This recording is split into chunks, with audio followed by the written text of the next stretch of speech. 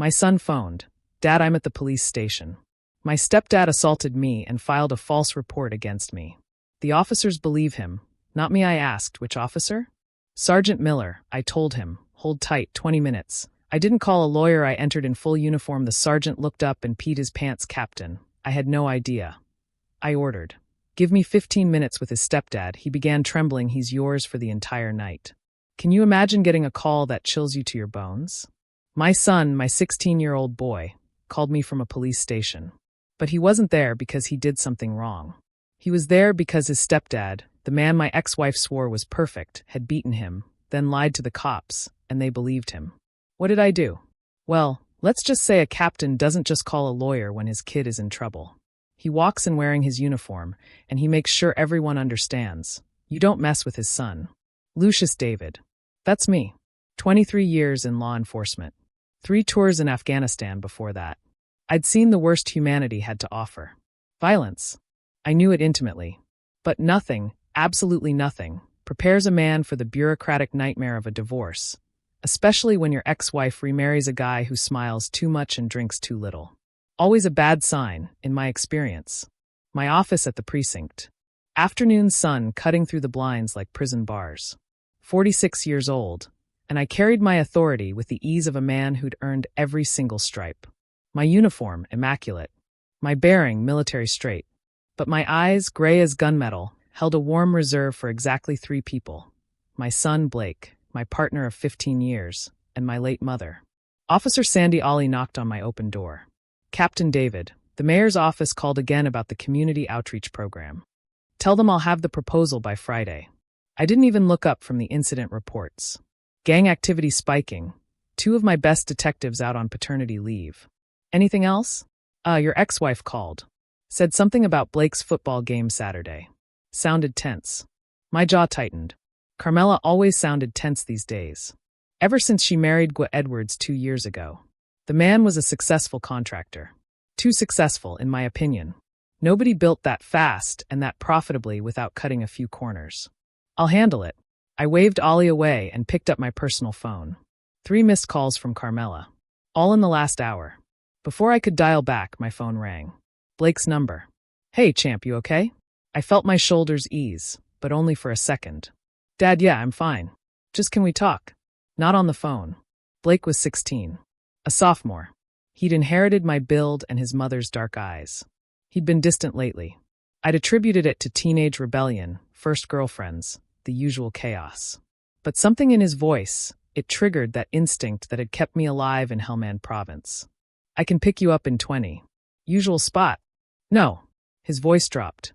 "Can you meet me at Uncle Byron's garage instead? I don't want to be home right now." Uncle Byron. My younger brother. The only mechanic in the city who could resurrect a '67 Mustang from a pile of rust and regret. Blake had spent countless afternoons there since the divorce, learning to rebuild carburetors. "I'm on my way." I grabbed my jacket, headed out. Told my second-in-command, Lieutenant Arnaldo Caldwell, I'd be out for an hour. Arnaldo, a barrel-chested man with 20 years on the force, just nodded. He knew better than to ask questions when the captain got that look. The garage sat in an industrial area gentrification had somehow missed. Byron had bought it for nothing 15 years ago, turned it into a sanctuary for classic cars and lost causes. When I pulled up, I found Blake sitting on the hood of a Chevelle, shoulders hunched, staring at his phone. He looked up, and I saw it, a purple shadow blooming under his left eye, half hidden by carefully arranged hair. "Don't freak out," Blake slid off the hood, hands raised. "It's not as bad as it looks." My training kicked in before my rage. I approached slowly, gently turned Blake's face to the light. The bruise was fresh, maybe 3 or 4 hours old. There were finger marks on his upper arm, barely visible under his sleeve. "Blake," I said, my voice low, dangerous. "Who did this to you?" His eyes filled with tears, though he was too proud to shed them. "We got in an argument about the game Saturday." I talked back, and he grabbed me, shoved me against the wall. Said I was disrespectful, that mom lets me get away with murder, that someone needed to teach me discipline. Blake's voice cracked. I pushed him back. Just once. And he lost it. I felt my blood temperature drop to somewhere near absolute 0.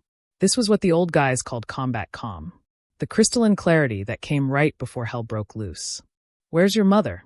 She was at her sister's. She doesn't know yet. Gummo told me if I said anything, he'd make sure I never saw you again.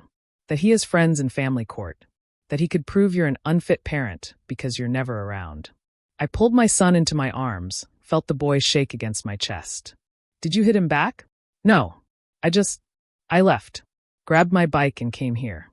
Blake pulled away, swiping at his eyes. I'm sorry, Dad. I shouldn't have provoked him. I know Mom's happy with him, and I don't want to mess that up. Stop. I gripped Blake's shoulders, making sure he looked me in the eye. You did nothing wrong. A grown man put his hands on you. That's assault. That's unacceptable. Your mom. I'll handle your mother. Right now, I need you to do exactly what I say. We're going to the hospital, getting you checked out. Then we're documenting everything. Blake nodded, and I saw the trust in his eyes. That absolute faith that Dad would fix this. Dad would make it right. It was a weight I'd carried since the day he was born, and one I'd carry until my last breath. What I didn't tell him was that Gummo Edwards had just made the biggest mistake of his life. Because there were rules in Lucius David's world. Laws I upheld. Codes I lived by. But there was one rule that superseded everything else. You don't touch my son. Carmela Edwards, formerly Carmela David, stared at her reflection in the bathroom mirror at her sister's house. She tried to convince herself the tightness in her chest was just anxiety about Blake's football game. She'd been on edge all day, ever since the argument at breakfast between Blake and Gummo. You okay in there? Her sister, Elena Smith, called through the door. Yeah, just give me a minute. She splashed cold water on her face. 43. Aged gracefully. Yoga, expensive skincare, the comfortable life Gummo provided. She'd married him because he was everything Lucius wasn't. Present, attentive, financially stable. No more 3 a.m. calls about officer-involved shootings. No more waiting up, wondering if today was the day she'd become a widow. But lately Gummo had been different. Shorter temper. Drinking more. Working later. And his relationship with Blake had deteriorated from cool to hostile over the past 6 months. Her phone buzzed. Lucius. She almost didn't answer. But guilt and habit made her thumb swipe right. Carmela, where are you? At Elena's. Why? What's wrong? She heard it immediately. That tone Lucius used when he was barely restraining his fury. When did you last see Blake? Her heart stopped. This morning, around 7:30. Why, Lucius? What happened? Your husband happened. The way he said husband, like it tasted rotten, made her stomach drop. What are you talking about? Gummo put his hands on our son. Blake has bruises, Carmela. On his face, his arms. Do you want to tell me how long this has been going on? The bathroom tilted. That's no. Gummo wouldn't. Blake must have gotten in a fight at school. Blake told me everything. And before you accuse our son of lying, I'm looking at the evidence right now. We're at County Memorial. You should get here. He hung up. Carmela stared at the phone. Her perfect world cracking like a windshield after a stone strike. Gummo had been frustrated with Blake, yes. The boy could be difficult, moody, disrespectful. But physical violence? That wasn't the man she'd married. The man who brought her coffee in bed every Sunday. Who'd renovated their kitchen with his own hands. Who'd promised her the stability Lucius never could. She burst out of the bathroom. I need to go. It's Blake. The drive to County Memorial took 15 minutes that felt like hours. She tried calling Gummo 3 times, straight to voicemail. When she finally reached the emergency room, she found Lucius in the waiting area, still in uniform, radiating a controlled intensity that had once made her feel safe, and now just made her feel small. Where is he? Getting x-rays. The doctor wants to rule out a fractured orbital bone. Lucius stood, and she was reminded viscerally of how physically imposing he was. 6'2", 200 pounds of coiled muscle, and barely suppressed violence. You want to explain to me how you didn't notice your husband was abusing our son? Don't. Carmela's voice shook. Don't you dare make this sound like I knew. If Blake was having problems, he should have told me. He tried. 3 weeks ago. Remember when he asked to spend weekdays with me and only weekends at your place? You told him he was being dramatic. That he needed to adjust. She had said that. The memory made her nauseous. Mrs. Edwards? A nurse appeared. Your son is ready to see you. Carmela rushed past Lucius, past the judgment in his eyes, and found Blake in a curtained examination area. The bruise looked worse under the fluorescent lighting. Angry purple spreading from his cheekbone to his eye socket. But it was the defeated slump of his shoulders that broke her heart. Baby. Mom. Blake's voice was flat. Dad told you. He told me his version. I want to hear yours. She reached for his hand, but he pulled away. I talked back to Gummo about Saturday's game. Said I wanted my dad there, not him. He grabbed my arm, shoved me into the wall, told me I was an ungrateful punk. I pushed him away. He punched me. Blake finally looked at her. That's my version. Are you going to believe me, or are you going to make excuses for him like you always do? Always. Blake, what are you talking about? The shoving. The grabbing. The names he calls me when you're not in the room. The way he goes through my phone, my backpack. Controls everything I do. I've been telling you for months that something's wrong, but you don't want to see it. You're so happy to have your perfect husband and your perfect house that you don't care what he does to me. Each word was a knife. Carmela felt tears streaming down her face. Blake, I swear I didn't know. Yeah, well, now you do. The curtains swept open. Lucius and a doctor entered, followed by a woman in a blazer with a CPS badge clipped to her belt. The social worker's presence made everything horrifyingly real. Mrs. Edwards, I'm Whitney Shaw from Child Protective Services. I need to ask you some questions about your household. The next hour was a blur of interrogation, medical reports, and the slow, agonizing realization that she'd failed her son. Failed to see what was happening under her own roof. Failed to protect him from a man she'd brought into their lives. When it was over, Blake was released in my custody, pending an investigation. Temporary, the social worker said. But the look I gave Carmela promised this was permanent. Carmela, I stopped her as she walked to her car. You need to decide right now what's more important, your marriage or your son. Because you can't have both anymore. She watched them drive away, Lucius and Blake in his truck, the boy's head against the window, my hand on their son's shoulder, and felt the foundations of her carefully constructed life crumble to dust. When she finally got home, the house was dark. Gummo's truck was in the driveway. She found him in his study, glass of bourbon in hand, staring at his phone. Where's Blake? He asked without looking up. With Lucius. At the hospital. Where you put him? He looked at her, and she saw something she'd never seen before.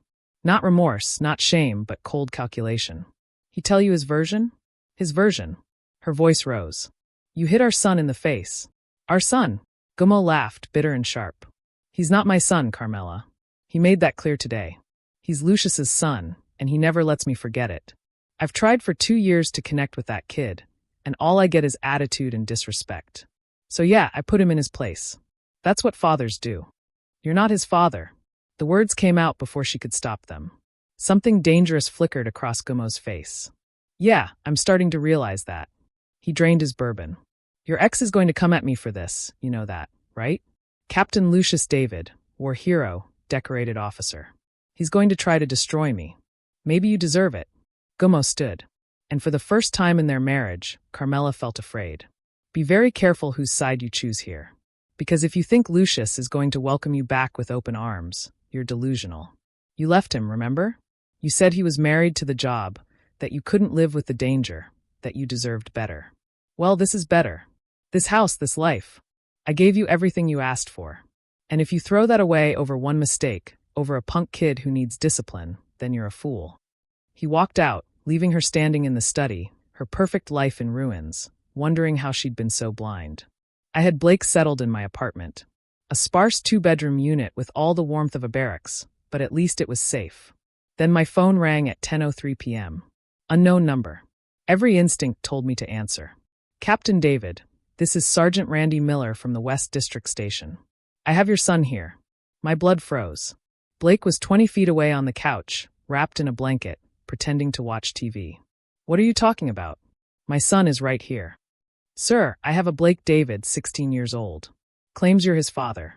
He was brought in about an hour ago. His stepfather filed a report. Assault. Destruction of property. The kid's in interview room B, and he's asking for you. The world slowed down. I looked at Blake on the couch, then back at my phone. Sergeant Miller, I'm going to ask you one time. Describe the boy you have. About 5'11", brown hair, has a bruise on his face. I'll be there in 20 minutes. Nobody talks to my son without me present. Clear? Yes, sir. Captain, I should tell you, the stepfather is here, too. Gwa Edwards. He's pretty insistent we press charges. I felt that combat calm descend again. Cold. Clarifying. I'll deal with Edwards. You just make sure my son is comfortable and has water. 20 minutes. I hung up and turned to Blake, who was now sitting up, alert. What's wrong? Your stepfather just filed a false police report, claiming you assaulted him. He says you're at the West District Station. I grabbed my jacket, my badge, my service weapon. When did you last see Gummo?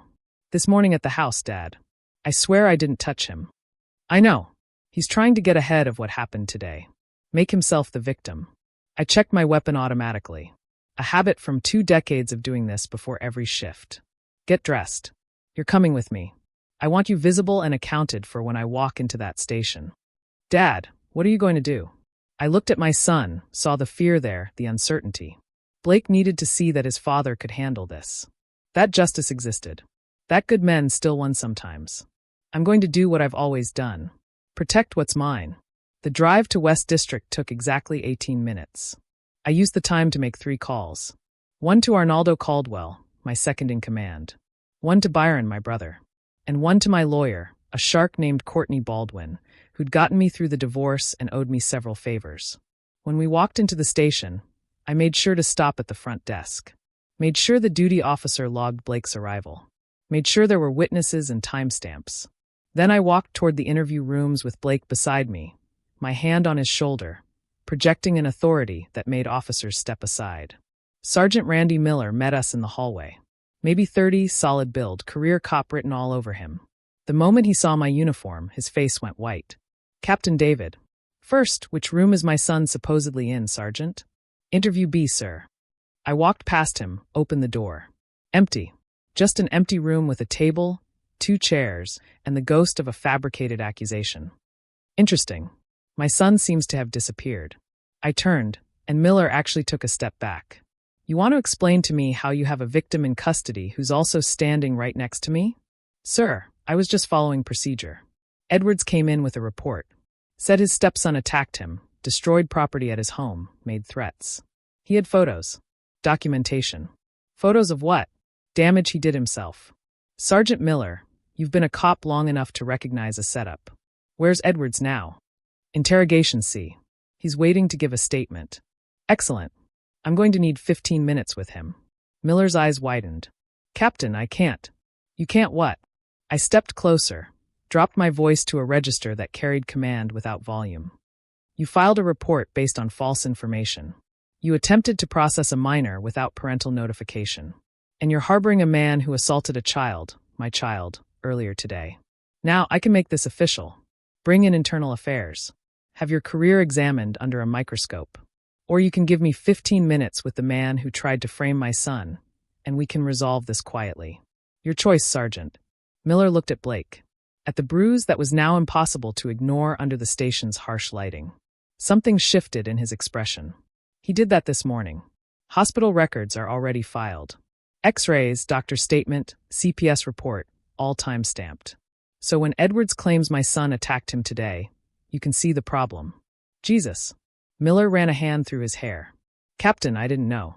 He came in all professional, had his story straight, seemed credible. He's a contractor. He's good at building facades. I softened my tone fractionally. You're not at fault here, Randy, but you're going to help me fix it. Take Blake to your office. Get him coffee, something to eat. I need witnesses to see him calm, cooperative, uninjured beyond what Edwards did earlier. While I have a conversation with my son's stepfather. Sir, if you... I'm not going to assault him. I smiled. It was not a kind expression. I'm just going to ask him some questions about his construction business, his permits, his tax returns. Completely by the book. Miller hesitated, then nodded. Interview room C. He's all yours. But Captain, I didn't hear anything. I was in my office doing paperwork. Smart man. I waited until Blake was safely in Miller's office, visible through the glass, before I walked to interrogation room C. I didn't knock. Just opened the door and stepped inside, letting it close behind me with an authoritative click. Gummo Edwards sat at the metal table, looking smug and confident in expensive jeans and a polo shirt that screamed successful contractor. He was maybe 40, fit from manual labor, with slicked back hair and a $1,000 watch. When he saw me, that smug expression flickered. Captain David, he said, trying to regain his composure. I was hoping we could talk man-to-man about your son's behavior. Shut up. Gummo's mouth snapped closed. I walked slowly around the table, my boots loud on the linoleum. I didn't sit, didn't move into Edwards's space. Just stood there, letting the silence stretch. Letting my uniform, my reputation, and my barely leashed rage do the work. "You put your hands on my son," I finally said, my voice conversational. "Then you tried to cover it up by filing a false report. That's assault on a minor and filing a false police report. Those are felonies, Gummo." He attacked me. "Blake was with me all evening. Hospital records, witnesses, timestamps. Your story falls apart under basic scrutiny." I leaned against the wall, arms crossed. "So, here's what's going to happen. You're going to walk out of this station, go home, and stay away from my son. I'm filing for emergency custody, and you're not going to contest it. You're going to tell Sergeant Miller that there was a misunderstanding, that you overreacted, that you're dropping all charges. Like hell. And if you don't," I continued, as if Edwards hadn't spoken, "I'm going to take a very close look at your business. Your permits, your building codes, your employee documentation. I'm going to talk to the IRS about some interesting discrepancies I've noticed in your tax returns. Yes, I've already pulled them. Perks of being a captain. I'm going to talk to your suppliers about those bulk material purchases that don't quite match your project invoices. And I'm going to make sure every building inspector in this city knows your name." Gummo's face had gone pale. "You can't. I can and I will. Because you made one critical error, Gummo. You thought I was just a cop. But I'm not just a cop. I'm a father. And you hurt my son." I pushed off the wall, moved to the door. "You have until tomorrow morning to decide. Keep pushing this, and I'll destroy everything you've built. Or walk away. And maybe you get to keep your business and your freedom. Your choice." I opened the door, then paused.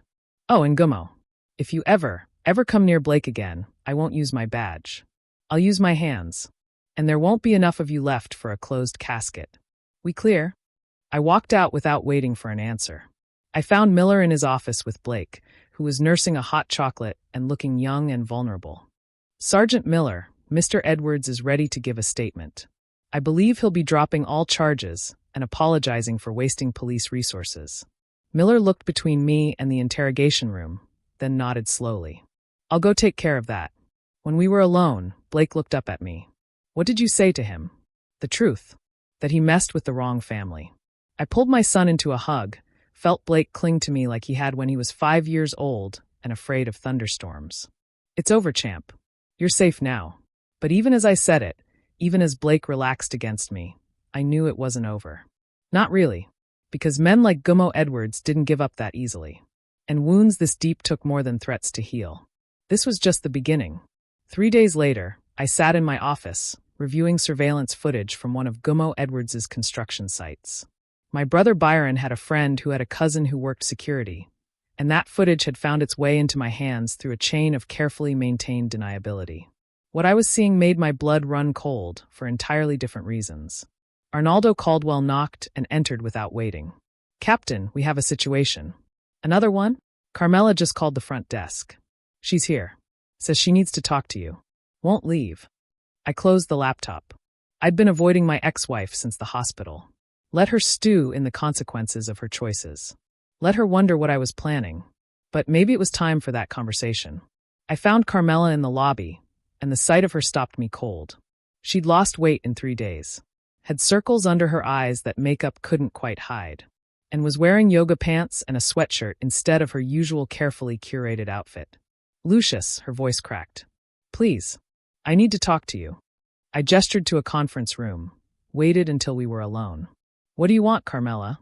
"I want my son back." Tears streamed down her face. "I want to explain. To apologize." You want? What about what Blake wants? Did you ask him?" "He won't answer my calls. Won't respond to texts. I went to your apartment, and he wouldn't even come to the door." "Yeah, that's what happens when you choose your husband over your child." "I didn't choose." She stopped, breathed. "Okay, I did. I chose wrong. I was blind and stupid, and I failed him. But Lucius, he's my son too. I have rights." "Rights? You nearly forfeited them when your husband put him in the hospital." I kept my voice level, professional. "CPS is still investigating. Emergency custody is temporary, but I'm filing for permanent modification. Blake doesn't feel safe in that house, and I'm not sending him back. What if I leave Gummo?" The question hung in the air. I studied my ex-wife, looking for manipulation, for strategy. Found only desperation. Have you? I'm not yet. But I'm thinking about it. The house is in both our names. The business is his, but I could. Thinking about it? I laugh bitter. You're thinking about leaving the man who assaulted your son? That's where we are. It's not that simple. We're married. We have assets together. I can't just walk away from 2 years of my life. Blake is 16 years of your life, and you're still hesitating. I stood. I'm going to make this simple for you, Carmela. You want to be in Blake's life?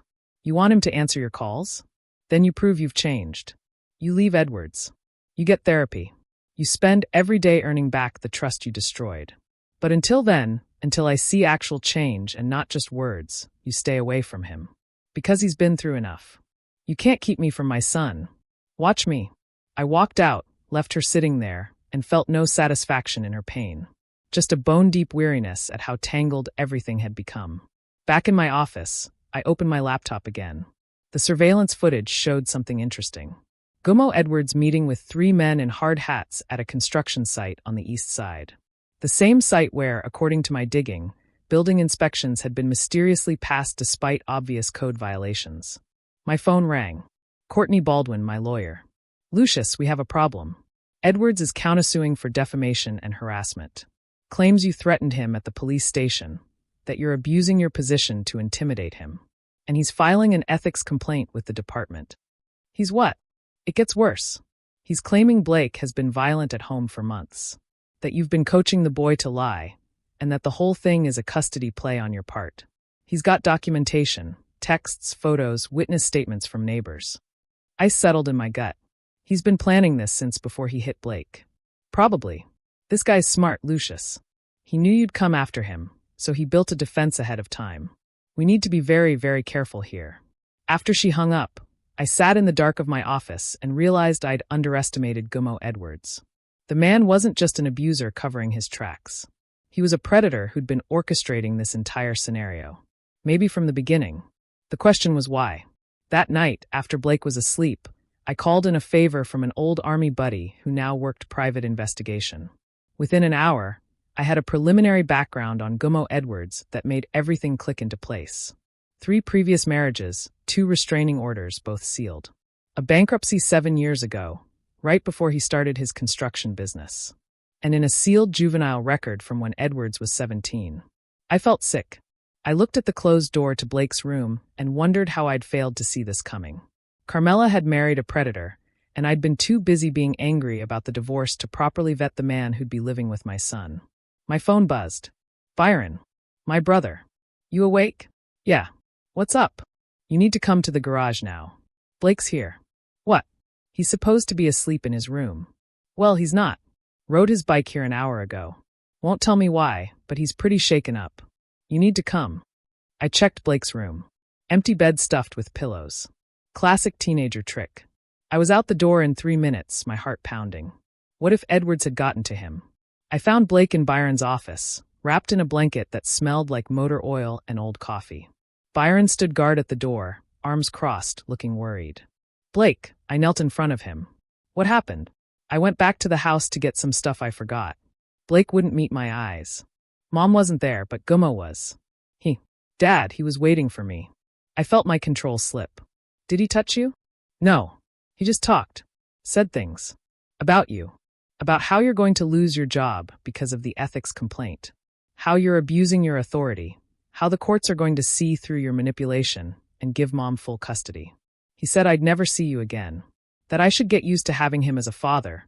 That you were nothing but a violent thug in a uniform. He was baiting you. Trying to get you to attack him. I know. That's why I left. But Dad, Blake finally looked up, and the fear in his eyes was worse than any bruise. He showed me photos of me sleeping in my room, taken through the window. He's been watching me. The world tilted. I stood, walked to the corner of the garage, and had to physically restrain myself from putting my fist through the wall. Byron put a hand on my shoulder. Lou, stay smart. Don't give him what he wants. He violated a restraining order. My voice was deadly calm. He threatened a minor. He's been stalking my son. And if you go over there and beat the hell out of him, you lose everything, Byron countered. Your badge, custody, maybe your freedom. Is that what Blake needs? I looked at my son, huddled in that blanket, trying to be brave and failing. Byron was right. This required strategy, not violence. Blake, did he give you those photos? No. He showed them on his phone. There were like 20 of them. From the past week. Good. That means they're still on his phone, time-stamped and geotagged. I pulled out my own phone. I'm calling this in. Official channels. He just gave us everything we need. 2 hours later, Officer Ollie and another patrolman arrived at Gummo Edwards' house with a warrant for his phone, based on stalking charges I filed on behalf of my minor son. Carmela wasn't home, working late at her sister's, according to neighbors. Edwards answered the door in pajamas, all innocent confusion. But his phone told a different story. 23 photos of Blake taken over 5 days. Locations, timestamps, angles that showed Edwards had been following the boy, watching him, building a file. And in the metadata, my investigator found something else. Photos of other teenage boys going back years. Captain David. Ollie called me. You need to see this. Edwards isn't just stalking Blake. We found 3 other victims in his phone. One's from his previous marriage. Another's a neighbor's kid. The third we don't know yet. But this is a pattern. Vindication and horror warred in my chest. Enough for an arrest? More than enough. Stalking, harassment, child endangerment. We can hold him for 72 hours while we build the case. You want to be here when we pick him up? No. I looked at Blake, asleep on Byron's office couch, exhausted from fear and adrenaline.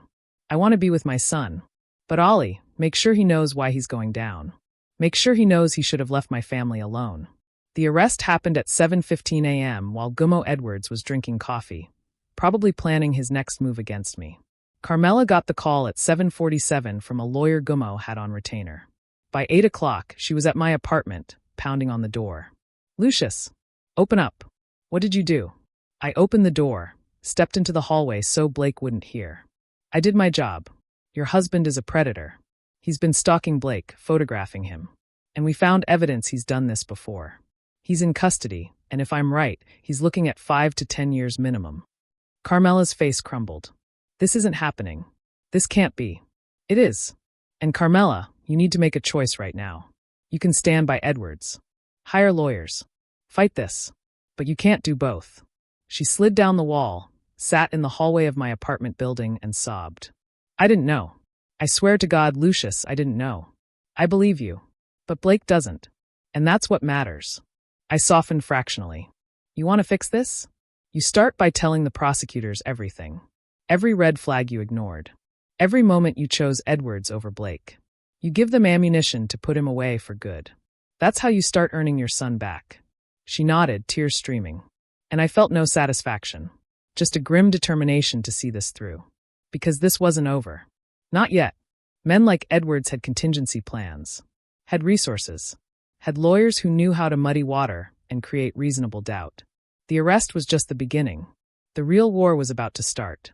Gummo Edwards made bail in 48 hours. His lawyer, a slick operator named Tanner Mata, argued that the photos were innocent, that Edwards was concerned about his stepson's whereabouts, that the metadata was circumstantial. The judge, a tired woman 3 weeks from retirement, set bail at $50,000 and released him with an ankle monitor and a restraining order. I got the call from the prosecutor, a bulldog named Julia Walsh, who'd put away more predators than anyone in the city. I'm sorry, Lucius. I pushed for no bail, but Mata's good. He made Edwards look like a concerned parent. He'll run. His passport's flagged. He's got a monitor, and we're building the case. The other victims are willing to testify. That'll take months, maybe years. In the meantime, he's out there, and he knows I'm coming for him. Lucius, Julia's voice held warning. Do not do anything stupid. We have him. Let the system work. But I'd spent 23 years watching the system work. And I knew its flaws intimately. I knew how evidence got suppressed. How victims got intimidated. How men with money and good lawyers walked free while good people suffered. I wasn't going to let that happen. Not to Blake. Arnaldo Caldwell appeared in my office doorway. We have a situation. Anonymous tip came in about Edwards' construction sites. Claims he's been using undocumented workers, ignoring safety codes, paying off inspectors. Could be nothing, I said. Or it could be exactly what we need. I grabbed my jacket. Give me a warrant for his business records. Everything. Payroll, permits, inspection reports. I want to bury him under so many charges, he never sees daylight again. Lou, man, you need to be careful. His lawyer's already crying harassment. IA is watching you. Then they can watch me do my job. I headed for the door, then stopped. Arnaldo, you've been my partner for 15 years. You don't have to follow me on this. If it goes bad, I don't want you caught in the fallout. Caldwell stood, grabbed his own jacket. That kid of yours used to bring his science projects to the precinct. Showed me how to build a volcano when he was 8. You think I'm going to let some predator walk free? I'm with you. Wherever this goes. The warrant came through by noon. By 2 p.m., I had a team of officers at Edwards's main construction site, the luxury condo development on the east side that had been fast-tracked through every permit process, every inspection, every bureaucratic hurdle. What they found was worse than I'd hoped for. Structurally unsound foundations. Electrical work that violated a dozen safety codes. Materials that didn't match the building plans. And in the site office, a set of books that showed Edwards had been cooking numbers for years. Overbilling clients, underpaying workers, skimming materials, pocketing the difference. Captain David. One of the officers called from the basement level. You need to see this. I climbed down into the foundation area, my flashlight cutting through the gloom. The officer pointed to a section of wall where concrete had been poured but hadn't yet set properly. Look at the rebar placement. It's all wrong. This whole building could collapse in a moderate earthquake. And according to the inspection reports, this passed structural review 3 weeks ago. I photographed everything. Called in a city building inspector who wasn't on Edwards's payroll. And by 4 p.m., I had enough evidence to shut down every project Edwards had in progress. Financial fraud. Reckless endangerment, bribery of public officials. The charges would multiply like bacteria in a petri dish. But it still wasn't enough. Because Edwards had contingency plans. Offshore accounts. Properties in his mother's name. He could walk away from the business, declare bankruptcy, and disappear into a comfortable life somewhere warm while Blake lived with nightmares. I needed something bigger. Something permanent. That night, I met with Byron and Courtney Baldwin, my lawyer, in Byron's garage. Blake was at a friend's house, a carefully supervised visit to give the kids some normalcy. Okay, Courtney spread files across Byron's desk. Here's where we stand legally. The stalking charges are solid. The construction fraud is building. But Mata's good, and Edwards has money. He could drag this out for years. And there's always the chance he beats some charges, plea bargains on others, serves minimal time. That's not acceptable, I said flatly. Then we need to think outside the law. Byron leaned back in his chair. I'm not saying we do anything illegal. I'm saying we need to get creative. What do you have in mind? Byron grinned. And I was reminded that my younger brother hadn't always made his living fixing cars. Before he'd gone straight, Byron had run with a rougher crowd. Had connections that spanned the gray areas between legal and criminal. Edwards has enemies. Lots of them. Contractors he undercut, workers he screwed over, clients he defrauded. What if some of those enemies decided to come forward? What if the press got interested in the story? A predatory contractor who stalked his stepson while building death traps that could collapse on families. Media pressure, Courtney said slowly. Public outcry. Make it politically impossible for any DA to offer a plea deal. And more than that, Byron pulled up something on his laptop. Edwards owns 3 properties outright. One's the house where he lives with Carmela. The other 2 are rental properties that generate his cash flow. What if those properties suddenly had very expensive problems? Plumbing disasters, electrical fires, foundation issues that require immediate and costly repairs. That's destruction of property, I said. Is it? Byron's eyes twinkled. Or is it just the natural consequence of shoddy construction finally catching up with him? You've seen his work. Those properties are probably already disasters waiting to happen. What if someone just accelerated the timeline? I looked at my brother, at the lawyer who was carefully not expressing an opinion, and felt the weight of the choice in front of me. I could play by the rules, trust the system, hope that justice prevailed. Or I could fight fire with fire. Use Edwards's own weapons against him. How soon can you make it happen? Give me a week. And Lou, once we start this, we can't stop. Edwards will know it's us. He'll fight back. This could get ugly. It's already ugly. Let's finish it. The first domino fell on a Tuesday morning when the city's largest newspaper ran a front-page story. Contractor faces stalking fraud charges. Are your homes safe? The article detailed Gummo Edwards' arrest, the photos of Blake, and crucially, included interviews with 3 former employees who described systematic safety violations, financial fraud, and a pattern of intimidation. By noon, Edwards' phone was ringing off the hook. Clients demanding refunds. Investors pulling funding. City councilors calling for investigations. His carefully constructed empire was shaking. The second domino fell that night when a pipe burst in his primary rental property, a 6-unit building that housed 2 families with young children. The water damage was catastrophic, requiring immediate evacuation and tens of thousands in repairs. The building inspector who showed up found so many code violations that he red-tagged the entire structure. I watched from across the street as tenants carried their belongings out in garbage bags, their faces exhausted and angry. I felt a flicker of guilt for their displacement, but Byron had already arranged for them to be contacted by a tenants' rights lawyer who would help them sue Edwards for uninhabitable conditions. They'd end up better off. The third domino was Carmela. 3 days after the newspaper article, she filed for divorce and moved into her sister's house. She called me that night, her voice small and broken. I gave the prosecutor everything. Every document I could find. Every conversation I remembered. Julia Walsh says it's enough to add financial fraud to the stalking charges. That must have been hard. Not as hard as facing Blake and knowing I chose that monster over my own son. She paused. Can I see him? Just for coffee. I know I don't deserve it, but I'll ask him. No promises. Blake agreed reluctantly, and I drove him to a coffee shop where Carmela waited, looking fragile and older than her years. I stayed within sight, but out of earshot, letting them talk, watching my son's body language shift from defensive to guardedly open over the course of an hour. When they were done, Blake walked back to the car with red-rimmed eyes, but looser shoulders. She apologized. Really apologized. Said she was wrong. That she chose badly. That she understands if I never forgive her. Do you want to forgive her? I don't know. Maybe eventually. But Dad, she gave the prosecutor everything. She's helping take Gummo down. I know. Is that enough? To make up for it, I pulled my son into a hug. That's not for me to decide, but it's a start. The fourth domino fell when one of Gummo Edwards' previous victims, a boy now 23, married with a child of his own, saw the newspaper article and came forward. His testimony was devastating. 3 years of stalking when he was 15, escalating from photographs to following him, to showing up at his school, to explicit messages.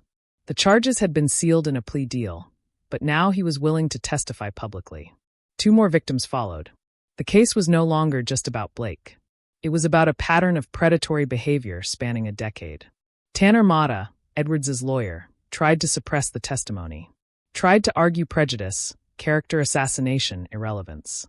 But Julia Walsh was relentless, and the judge, newly motivated by public pressure and media scrutiny, denied every motion.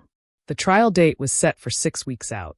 Edwards would stand trial for stalking, fraud, child endangerment, and a dozen related charges. If convicted on all counts, he was looking at 15 to 20 years. But I knew convicted men still had appeals. Still had lawyers. Still had ways to fight back. I needed Edwards not just in prison, but destroyed. So thoroughly ruined that he'd never threaten Blake again. That's when Byron called with the final piece. Lou, you need to hear this. I heard about a friend who worked on Edwards' construction crew 5 years ago. He's willing to testify that Edwards intentionally cut corners on a residential build in 2020. The foundation was never properly reinforced, and Edwards knew it. The family that bought that house, their 10-year-old daughter was injured when part of the deck collapsed last year. Does the family know Edwards was responsible? Not yet, but they could, if someone pointed them in the right direction. I felt the trap closing. Give me the family's contact information. And Byron, thank you. He's our kid, our family. I'd burn the world down for you, too. Byron's voice was fierce. Now go finish this. The trial of Gummo Edwards began on a cold Monday in November. The courtroom was packed. Media, victims, former employees, and every cop in the city who had a grudge against predators who abused their position. I sat in the front row, Blake on one side, Carmela on the other. A united front despite all the history between us. Julia Walsh's opening statement was surgical. She outlined the pattern of stalking, the photos of Blake, the testimony from previous victims. She detailed the construction fraud, the building code violations, the bribery. And then she played her final card. The family of the injured girl, suing Edwards in civil court and willing to testify about the collapsed deck, the negligent construction, the permanent injury their daughter sustained. Tanner Mata tried to counter, painting Edwards as a misunderstood businessman, a concerned stepfather, a victim of a vengeful ex-husband with a badge. But his voice lacked conviction. And the jury, 8 women, 4 men, mostly middle-aged, mostly parents, stared at Edwards with undisguised contempt. The prosecution's case took 3 days. Victim after victim testified to Edwards's stalking, his manipulation, his predatory behavior. Construction workers detailed the fraud, the corner cutting, the intimidation. Building inspectors admitted to taking bribes. The father of the injured girl broke down on the stand, describing his daughter's months of physical therapy, the surgeries, the trauma. Through it all, Edwards sat impassive, his expensive suit and calm demeanor a mask over whatever darkness lived beneath. But I saw the cracks. The way his hand shook when the photos of Blake were displayed. The tightness around his eyes when former employees detailed his cruelty. The moment of pure rage when Carmela took the stand and methodically destroyed his character. On the 4th day, Tanner Mata called Edwards to testify in his own defense. It was a gamble, and I knew why. Edwards was charismatic, articulate. Mata was hoping he could charm the jury. But Julia Walsh was waiting. She let Edwards tell his story. The concerned stepfather. The misunderstood businessman. The victim of a vindictive ex-husband. She let him paint himself as a sympathetic, reasonable human. And then she went for the throat. Mr. Edwards, you claimed these photos of Blake David were taken out of concern for his safety. Is that correct? Yes. He was sneaking out at night, hanging around dangerous areas. These dangerous areas. Julia pulled up a map on the courtroom screen. Could you identify them? Edwards pointed to various locations. The coffee shop near his father's apartment. The library. His uncle's garage, Byron's place of business. These don't seem particularly dangerous to me, Mr. Edwards. Would you characterize a library as a dangerous area? It's not about the location. It's about who he was meeting. Who was he meeting? I don't know. That's why I was monitoring him. So, you were monitoring a minor child, not your biological son, without his knowledge or consent, because you were concerned about hypothetical meetings with hypothetical people in public locations like libraries and coffee shops. The jury shifted. Edwards's lawyer objected, but the damage was done. Julia continued. Mr. Edwards, let's talk about your previous marriages. How many times have you been married? 3 times, including Carmela. And in your previous 2 marriages, did you have stepchildren? Edwards's eyes narrowed. Yes. Both teenage boys. Yes. And both relationships ended with restraining orders filed against you. Is that correct? Those were misunderstandings. Misunderstandings, Julia's voice rose. Like the photos of Blake were misunderstandings? Like the building code violations were misunderstandings? Like the collapsed deck that injured a 10-year-old girl was a misunderstanding, Mr. Edwards? How many misunderstandings does it take before we recognize a pattern of dangerous, predatory behavior? Tanner Mata was on his feet, objecting loudly. But the jury had already made up their minds. I could see it in their faces. The disgust, the anger, the determination to protect their own children from men like Gummo Edwards. The defense rested the next day. Their case in tatters. Closing arguments were brief. Julia Walsh, methodical and devastating. Tanner Mata, desperate and unconvincing. The jury deliberated for 4 hours. When they returned, their verdict was unanimous on all 23 counts. Guilty. Gummo Edwards's face went white. He turned to look at me. And in that moment, I saw everything. The rage, the hatred, the unspoken promise of revenge. But it was hollow. Because Edwards was going to prison for 15 to 20 years minimum. And by the time he got out, Blake would be in his 30s, established and safe. And I would still be waiting. Sentencing was set for 2 weeks later. I walked out of the courtroom with Blake and Carmela, feeling the weight of months of tension finally lifting. Outside, media swarmed, cameras flashing, microphones thrust forward. Captain David, how do you feel about the verdict? I feel like justice was served, and I hope this sends a message to anyone who thinks they can harm children and get away with it. I put my arm around Blake. My son is safe. That's all that matters. But as we walked to my truck, my phone buzzed. Byron. Lou, we have a problem. Edwards posted bail pending sentencing. He's out. He's what? He might have pulled some strings. Appeals court overturned the remand order. Edwards walked out 20 minutes ago, and Lou, his ankle monitor, is already offline. He cut it and ran. I looked at Blake, at Carmela, at the life they'd been trying to rebuild, and felt cold certainty settle in my chest. Edwards wasn't going to go quietly. He was going to come after them. One last desperate act of vengeance. Get Blake somewhere safe. Now! I was already moving toward my truck. Byron, I need you to take him and Carmela to the cabin upstate. Don't tell me where exactly. Just go. What are you going to do? What I should have done from the beginning. I'm going to end this. I had hunted men before. In Fallujah. In Kandahar. In the dark streets of the city's worst neighborhoods. I knew how predators thought. How they moved. Where they ran when cornered. And I knew Gummo Edwards would come for me first. Not Blake. Not Carmela. But Lucius himself. Because Edwards understood that to truly hurt me, you didn't kill me. You killed what I loved while I watched. Which is why I went home alone. Sent Blake and Carmela away with Byron, and waited.